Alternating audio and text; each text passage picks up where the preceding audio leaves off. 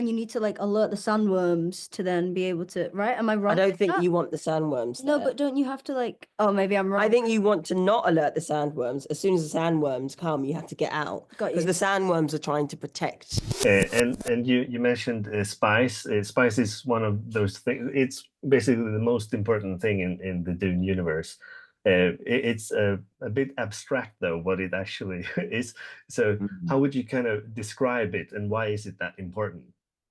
I think what we discussed with Alison as well is like what spice is used for and what spice is cut with, and different spice for different kind of things. Obviously, you know, there's like anti-aging, it can keep people alive, it can do different things, and then it can also be used recreationally, which is something all our characters partake in at one point, you know.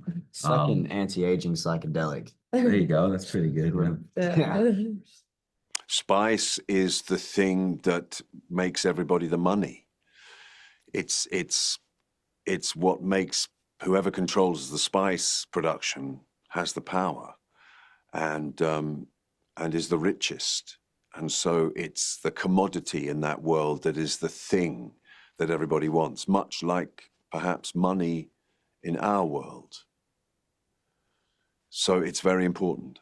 And obviously he's having trouble controlling the production of spice. That's Haviko the Emperor. And that's his worry. The world, it's like kids go to festivals these days or something.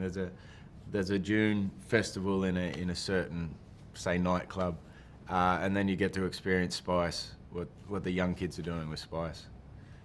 Yeah, it's pretty seductive. What It's is a it? resource, right? And it's a drug, and it's Yeah, so it's like it's something that's found in the sand in Arrakis. and you need to like alert the sandworms to then be able to, right? Am I wrong? I don't with think that? you want the sandworms No, there. but don't you have to like, oh, maybe I'm wrong. I think you want to not alert the sandworms. As soon as the sandworms come, you have to get out. Got Because you. the sandworms are trying to protect I spice. thought I helped it rise to the surface, but I might be completely. Oh, hey, I don't know. You probably know more about this You than probably me. do. But yeah, and so you find it in the sand on Arrakis, in the sand dunes on Arrakis, and it's kind of harvested and collected, and that is like the most valuable thing in this universe.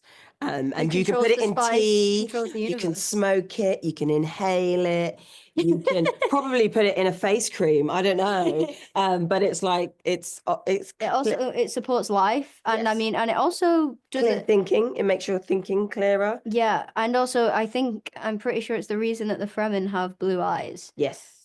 Because of their like interactions with spice every day. Yeah, the blue eyes show you that there's like been an over consumption or exposure to spice.